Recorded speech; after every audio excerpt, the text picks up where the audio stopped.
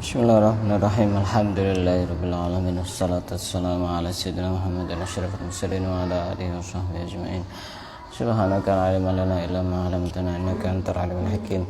Qala rabbi shrah li sadri wa yassir li amri wahlul 'uqdatam min lisani yafqahu qawli. Nawaitu ta'alluma wa ta'lim al-ifadata wal istifada wa tadhakkur wa tadhkir wa naf'a wal intifa. Wal hasalata masuk bi kitabillah wa sunnati rasulih wa du'a ila al-huda wa dalala al khair. Ibtigha'a mardatihi wa qurbihi wa thawabihi subhanahu wa ta'ala. Qala al-musannif rahimahullah ta'ala wa nafa'ana bihi wa bi'ulumi wa amadana bi asrari fid dharain amin. Akan kita lanjutkan membaca kitab Syarah Nasaihul Ibad yang dikarang oleh Syekh Nawawi bin Umar dari Banten, Jawa Barat. Kita berada di bab yang ke-10 dan sekarang kita memasuki maqalah yang ke-16. Wal maqalatus sadisata asyrata, maqalah yang ke-16. Qala Hasanul Basri rahimahullahu taala. Imam Hasan Al-Basri berkata, Imam Hasan Al-Basri ini akabirut tabi'in, pemimpin tokoh tabi'in. Imam Hasan Al-Basri ini berkata, bainama atufu yawman fi azqatil Basrah wa fi aswaqiha ma'a syabin abidin fa idza ana bi tabibin wa huwa jalisun 'alal kursi.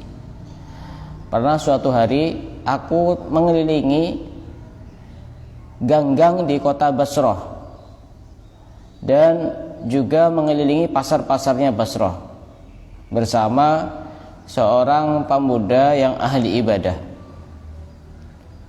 Waktu itu tiba-tiba aku bertemu dengan seorang tabib, seorang dokter yang duduk di atas kursi. Wa baina yadayhi rijalun wa nisa'un wa sibyan. Dan dokter itu dikelilingi laki-laki, perempuan dan anak-anak kecil. Bi aidihim qawariru fiha ma'un. Dan masing-masing dari orang laki-laki ini, sekelompok laki-laki, sekelompok perempuan dan sekelompok anak-anak kecil ini masing-masing bawa botol yang isinya air. Wa kullu wahidin minhum yastausifu dawaan. Setiap orang dari tiga kelompok ini, laki-laki, perempuan dan anak-anak kecil ini minta resep kepada tabib lidaihi untuk penyakitnya. Jadi minta resep, masing-masing punya penyakit. Paham gambarannya?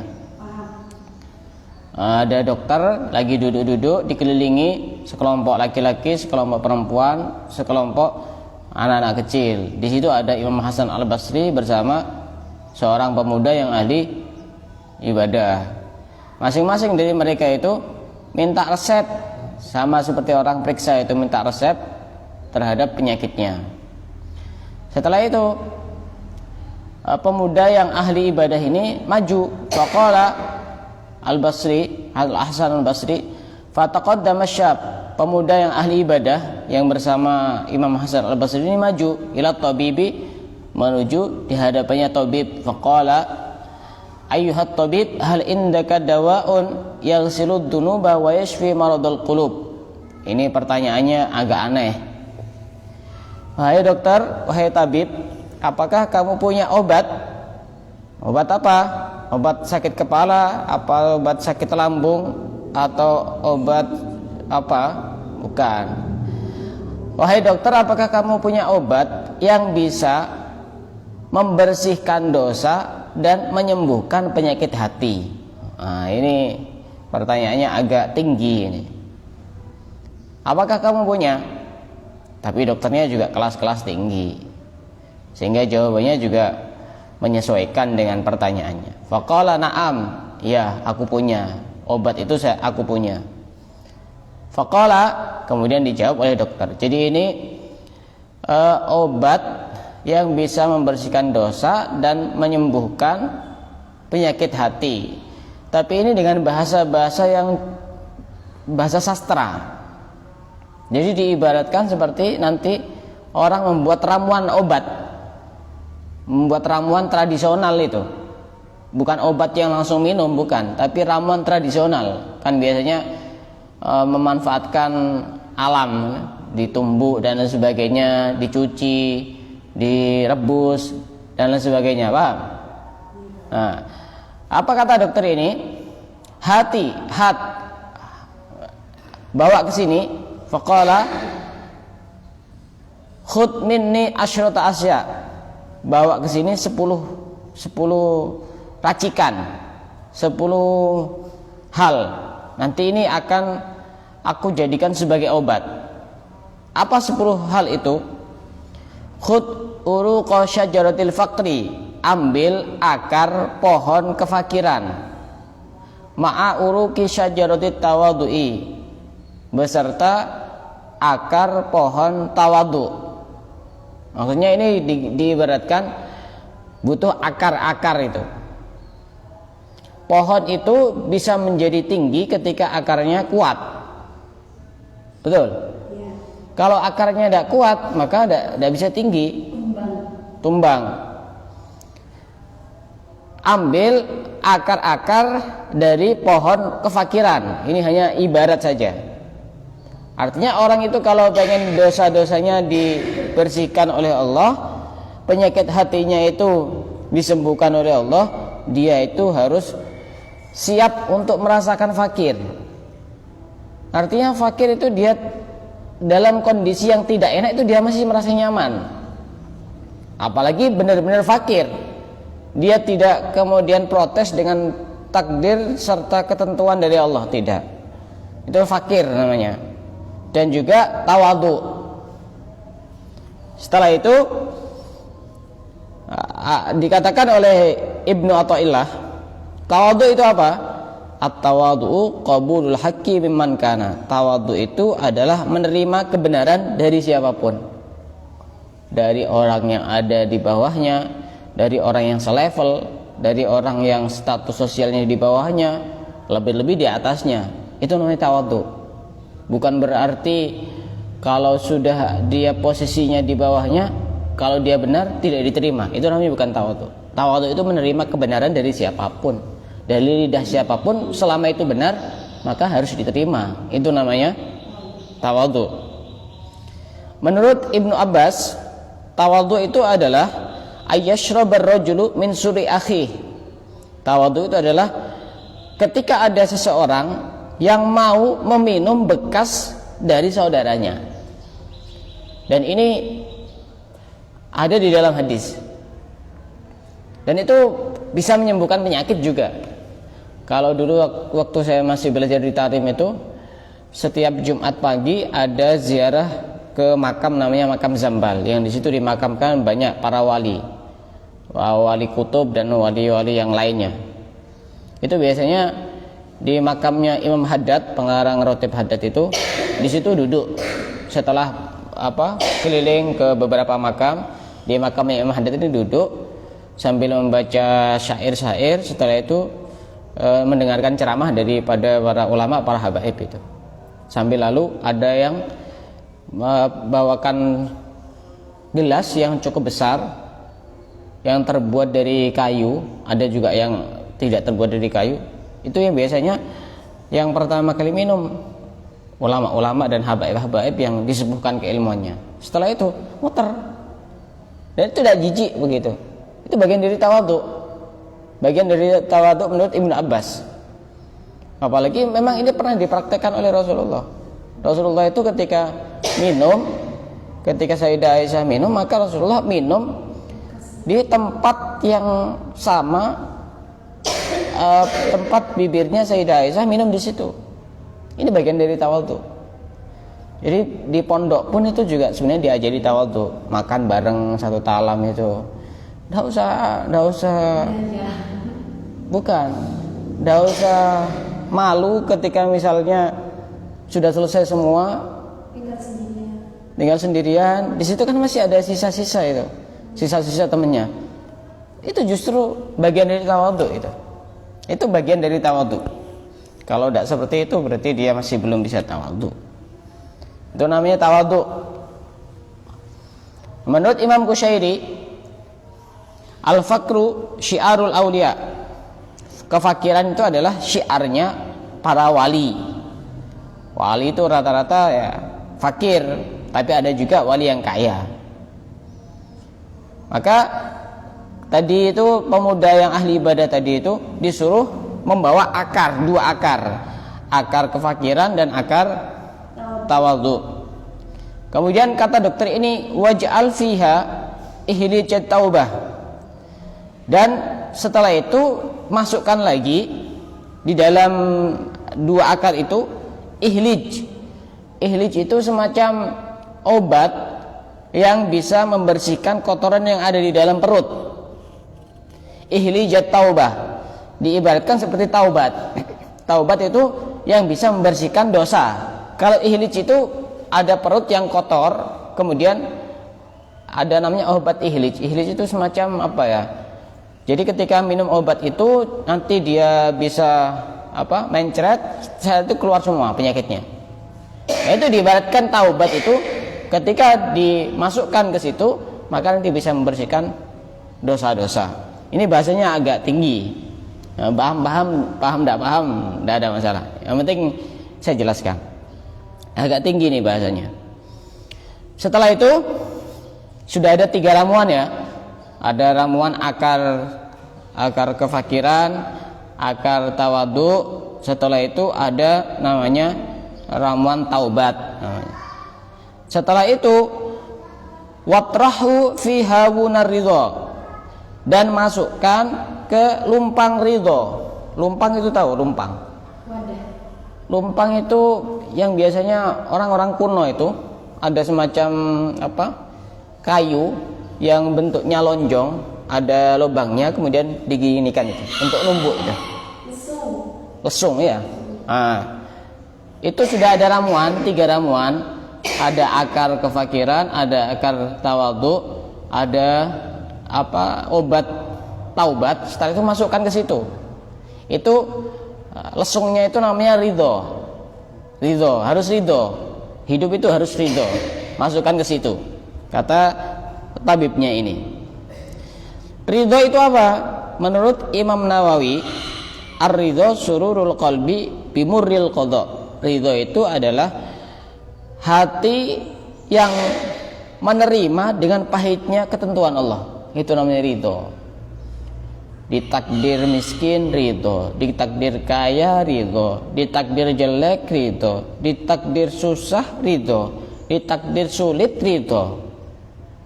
Itu juga bagian dari ridho. Itu namanya apa? Ridho itu namanya rela, walaupun pahit tetap ditelan gitu loh. Itu namanya ridho. Menurut ulama yang lain, Al-Muhasibi, ar-ridho sukunul qalbi tahta majaril ahkam. Tenangnya hati terhadap ketentuan-ketentuan Allah. Itu namanya ridho. Udah, saya lanjutkan. Ini agak tinggi, jadi paham enggak ada masalah. Kalau saya paham. Tadi sudah ada berapa ramuan tadi? 4 ya. Nah, lesung itu diibaratkan seperti ridho. Setelah itu washakhu biminqaril qanaah. Setelah itu haluskan dengan alat penumbuk namanya qanaah. Jadi itu pakai nama-nama sifat-sifat yang baik semua itu. Lesungnya itu namanya ridho, alatnya yang untuk menumbuk itu namanya qanaah. Qanaah itu apa? Menurut sebagian ulama, tarkut tasyawufi ilal mafqud wal istighna bil mawjud, yaitu tidak punya keinginan terhadap sesuatu yang tidak ada dan merasa cukup dengan sesuatu yang ada. Itu namanya qanaah. Yang ada itu yang dinikmati, tidak melirik kepada yang tidak ada. Itu namanya qanaah. Punya uang 2 miliar, ya sudah itu aja. Punyanya cuma itu, tidak usah melirik yang 1 triliun gitu loh. Alhamdulillah. Itu namanya qanaah. Menikmati yang ada, melupakan yang tidak ada. Itu namanya qanaah menurut sebagian ulama. Setelah itu, ini sudah mulai proses ini. Jadi setelah itu kan tadi dimasukkan ke dalam lesung. Lesungnya namanya ridho, alatnya namanya qanaah. Apa kata dokter ini? waj'alhu fi qidrit tuqa. Setelah itu masukkan ke dalam kendil atau periuk, namanya takwa. Ini mau dimasak ini. Jadi setelah dimasukkan di situ tadi, setelah dihaluskan, tadi kan ditumbuk dihaluskan, kemudian dimasukkan ke periuk kendil, namanya takwa. Apa itu takwa? Menurut Imam Abu Abdullah Ar-Rawdhabadi, at-taqwa mujanabatu ma yub'iduka anillah. Takwa itu adalah menjauhi apapun yang bisa menjauhkanmu dari Allah. Itu namanya takwa. Apapun itu yang bisa menjauhkan kita dari Allah kemudian kita jauhi, berarti itu namanya takwa. Setelah itu wasubba alaihi ma'ul haya'i. Tadi kan sudah dimasukkan ke dalam kendil. Biasanya orang mau masak itu dimasuki apa? Dimasuki apa? Air. Dan masukkan air namanya air haya. Haya itu apa? Malu. Menurut Imam Junaid al-Baghdadi, al-haya'u halatun tansha'u min ru'yatin ni'am wa ru'yatit taksir. Malu itu timbul, satu keadaan yang timbul dari kita melihat banyak nikmatnya Allah dan kita melihat bahwa diri kita itu banyak keteledoran di dalamnya. Itu namanya haya, malu.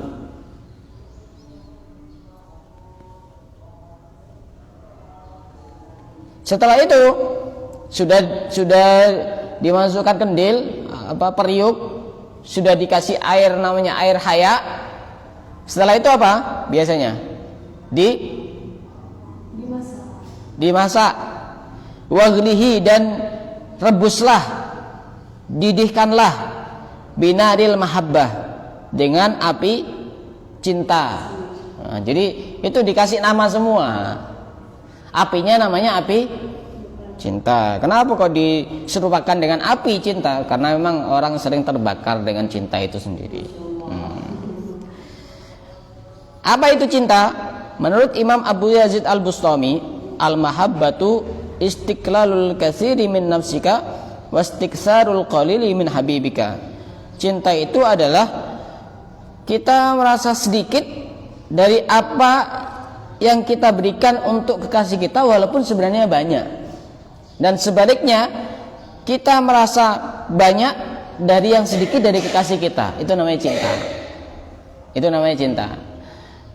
Misal kita ngasih uang 1 triliun ke kekasih kita, dianggap sedikit walaupun banyak. Tapi dikasih misalkan cincin yang terbuat dari perak yang harganya cuma 10.000, menurut kita banyak. Itu namanya cinta. Menganggap yang sedikit dari kekasih banyak, menganggap banyak, menganggap sedikit dari diri kita yang banyak. Itu namanya cinta. Kalau masih belum seperti itu masih belum cinta. Itu masih belum cinta. Menurut mana tadi? Menurut Abu Abdullah Al-Qurashi, hakikat cinta itu apa? Antahaba kullaka liman ahbabta. Kamu kasihkan seluruh jiwa ragamu dan semuanya untuk orang yang kamu cintai. Fala yabqa laka minka syai'un. Tidak tersisa apa-apa kecuali dirimu sendiri dan kecuali dia yang kamu cintai. Itu namanya hakikat cinta begitu. Semuanya sudah. Minta apa? Bahkan nyawa pun akan aku berikan. Itu namanya cinta. Ini sudah hakikat, sudah cinta yang tingkatan level tinggi itu sudah. Tidak semua orang bisa berkorban segalanya pokoknya. Jangankan cuma uang, harta, nyawa pun akan aku berikan. Itu namanya cinta. Jadi dimasak, dididihkan dengan api namanya api cinta. Hah? Itu kan ibarat. Artinya orang itu kalau pengen dibersihkan dosanya, obati penyakit-penyakit hatinya, ada setidaknya ada ramuan-ramuan tradisional itu nanti yang akan diolah itu. Ada cinta, artinya cinta kepada Allah maksudnya. Ada ngerasa fakir kepada Allah, ada tawadu, ada apa namanya tadi? Qanaah, ada ridho, ada apa lagi tadi? Takwa. Itu diibaratkan seperti orang mau meracik ramuan gitu loh. Anggap saja tidak usah dibahas itu. Nah, apa? Kok diserupakan seperti ini, tidak usah dibahas dari apa-apa. Yang penting ada itu semuanya. Setelah itu, setelah dimasak biasanya diapakan itu? Ini kan sudah direbus, dididihkan. Setelah itu diangkat. Hah? Diangkat. Ya, setelah diangkat dipindah. Waj'alhu fi qadahi syukri. Setelah itu pindahlah ke wadah namanya syukur. Nah, ini bahasanya tinggi-tinggi semua. Apa itu syukur? Al-i'tirafu bi ni'matil mun'im ala wajhil khudu. Syukur itu pengakuan terhadap nikmat dari Allah dengan penuh kesadaran hati. Tidak ada kesombongan, andap asor kalau istilah orang Jawa. Dipindah ke wadah namanya syukur. Wadahnya namanya syukur. Setelah itu, ini kan masih panas, ya. Gimana biar tidak panas? Kan dipindah, masih panas kan? Kemudian dinginkan. Kata tabibnya ini, warawihhu bimirwahatir roja. Dinginkan, kipasi dengan kipas namanya roja. Nah, roja itu apa? Roja itu istibsyarun biwujudi fadlihi ta'ala. Kita merasa senang dengan anugerah Allah. Kasih senang, alhamdulillah. Kasih bahagia, alhamdulillah. Kasih susah, alhamdulillah. Itu semuanya anugerah Allah. Itu namanya roja. Dalam pendapat ulama yang lain, an-nadharu ila saati rahmatillah. Melihat betapa luasnya rahmat Allah. Itu namanya roja. Setelah itu kalau sudah dingin gimana? Ini sesi yang terakhir. Kalau sudah dingin gimana? Diapakan? Kan ada airnya. Di apa? Kalau ada airnya buang. Disaring ya. Ini kan obat. Obat itu biasanya identik dengan diminum. Ada enggak? Nanti obatnya dimakan itu. Kan minum obat biasanya. Walaupun bentuknya itu ada yang tablet apa, tapi istilahnya kan minum obat kan? Walaupun misalnya berbentuknya sejenis makanan, sudah minum obat, kan begitu. Nah, ini setelah dingin, washrabhu, dan minumlah.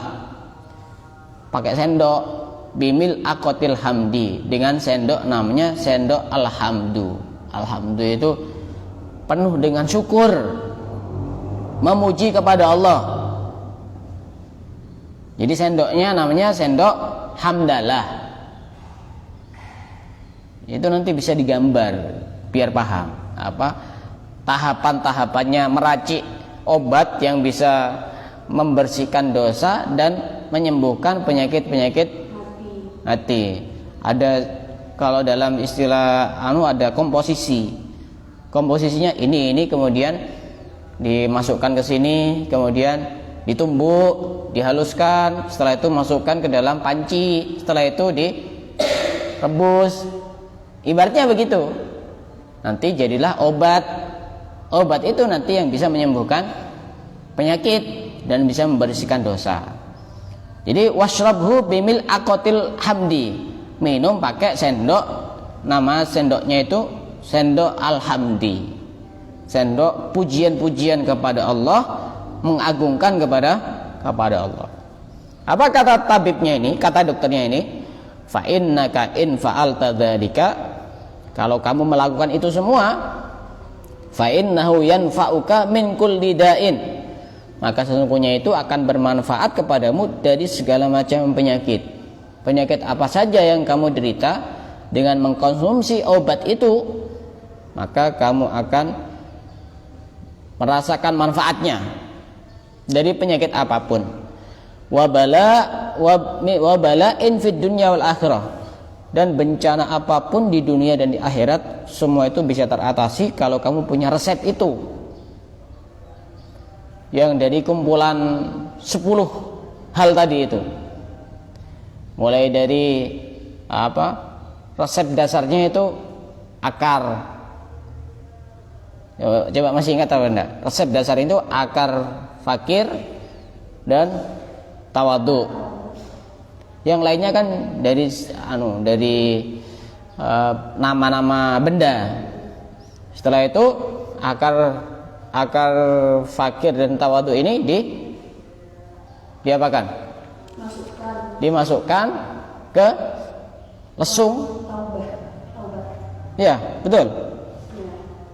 Dikasih ditambahi ramuan taubat. Ya. Setelah itu dimasukkan ke dalam lesung lumpang namanya ridho. Setelah itu lesung ini kan juga butuh yang untuk numbuk itu. Itu namanya qanaah. Setelah itu masukkan ke dalam panci atau periuk namanya takwa. Setelah itu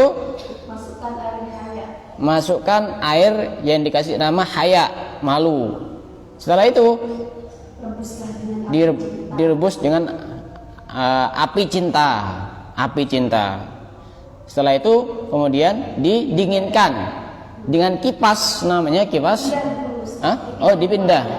Dipindah ke satu wadah namanya syukur. Setelah itu didinginkan dengan kipas syukur. Roja. Oh ya, wadahnya tadi wadah syukur ya. Wadah dipindahkan ke wadah namanya syukur. Setelah itu didinginkan dengan kipas angin namanya roja. Setelah itu kemudian disiapkan sendok namanya alhamdulillah. Kalau kita punya resep itu, kata tabibnya ini tabib yang bukan sembarang tabib ini, kamu akan sembuh dari segala macam penyakit dan akan terbebas dari segala macam bencana atau hal-hal yang menyakitkan baik di dunia maupun di akhirat. Ini kelas-kelas tinggi ini. Wong yang lain minta resep obat-obat dohir, ini kok minta penyakit resep obat batin. Nah ini kata Imam Hasan Al-Basri. Orang-orang dulu itu ilmunya Masya Allah. Kayak begituan juga muridnya itu ya paham gitu. Siapkan begini ya paham. Kalau sekarang agak susah diajak mikir, yang terlalu rumit itu agak susah diajak mikir. Nah, insya Allah akan kita lanjutkan makalah yang ke-17, yaitu tentang perkataan kalam-kalam hikmah daripada para ulama. Insya Allah akan kita lanjutkan pada pertemuan yang akan datang. Wallahu a'lam bishawab.